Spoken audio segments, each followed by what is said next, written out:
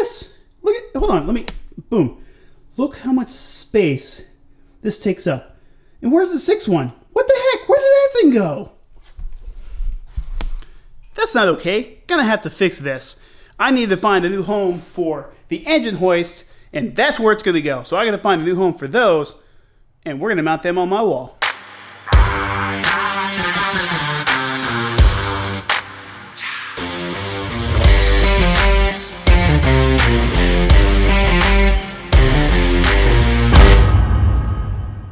Alright, to fix this problem and mount my jack stands to the wall, I'm going to take this piece of 2" by 1" by 3/16" box tubing I had laying around, clean it up a little bit, take the new, to me anyways, titanium 170 MIG welder,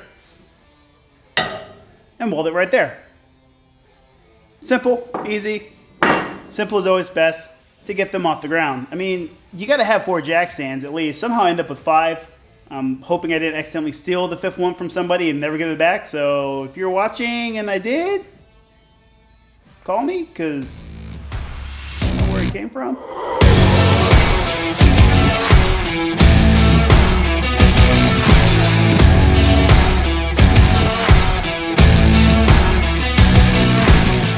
I want to prove to myself that this is going to work before I commit to do all of them. Now this one tab I end up bending the other way, so that way I have more to weld on this side, giving a little more rigidity.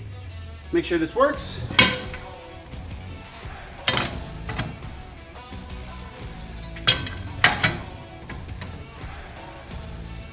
Boom.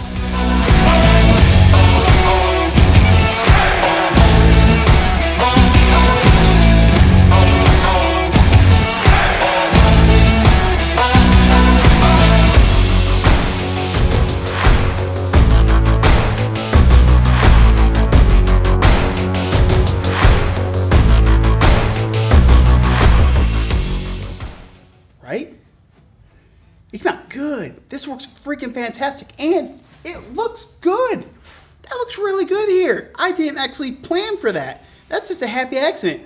And double and, my fan still fits here with no problem. Nice whew, laser line right there. I can pull cars in and out of here without worrying about hitting anything. Winning.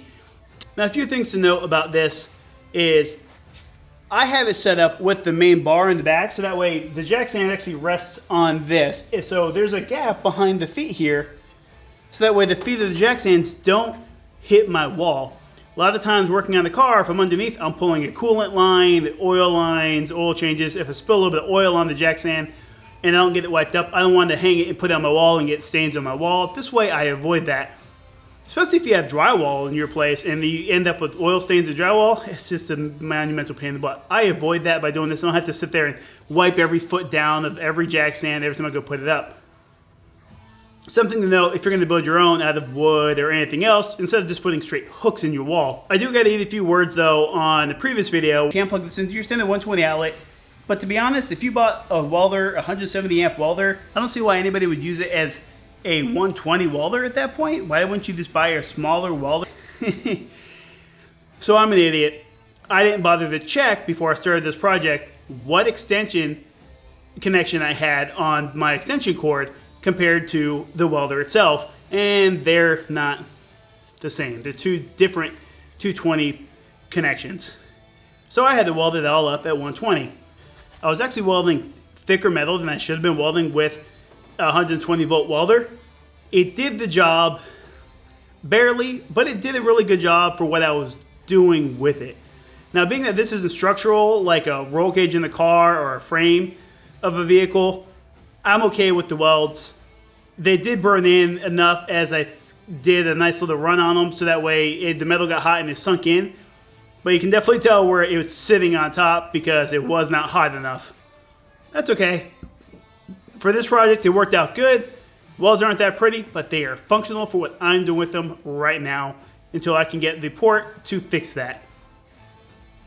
But thanks guys for watching. You guys got a project going on at home? Show me. I want to see. You doing something like this? You're going to make your own custom bracket?